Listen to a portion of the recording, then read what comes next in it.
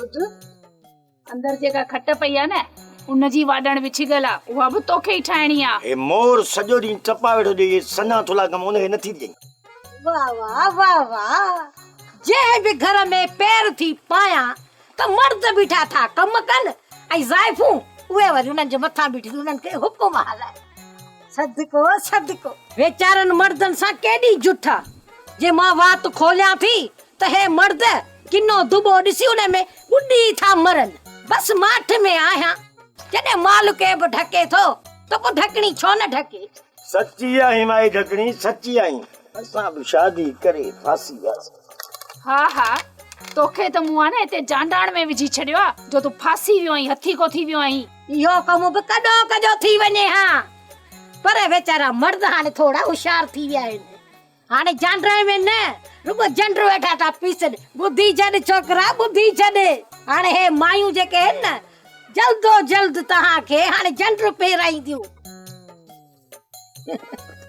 माई ढकणी तुझो त कम ही हो आ पराई जगह ते टांडो रखण। हाणे ला घणन घरन में रखी आई आई मुझे घर आई आई अने तोखा इहो बि सठो न थियो। हाणे हिते अची बाहि लगाए तू जॾहिं माल के बि ढके थो त पोइ ढकड़ी छो न ढके भला। हेरे ॾिस हथ थी बधाए खुदा के मन मुझे घर में बाहि न लगाए वने ता। ओ कजी तू जा कमाई मां पंहिंजे बिले कोन कंदसि। तू वत रुगो माण्हुनि जा घर साड़ींदी।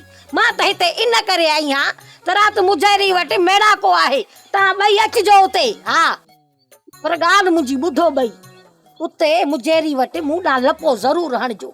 रुगो अधे हो तूं ऐं खेरीअ जूं ॻाल्हियूं रुगो ॿुधजो वेठा बसि ॻाल्हाइजो न।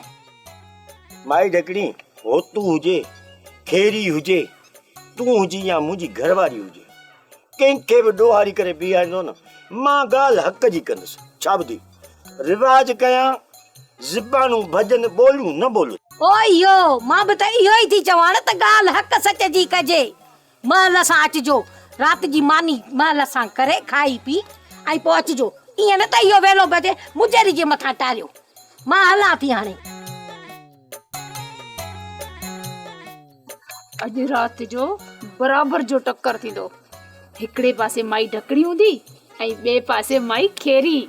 हा गजी तू खेरी चवंदी आहे न खेरी ऐं खेर खोड़ो ई न लॻे।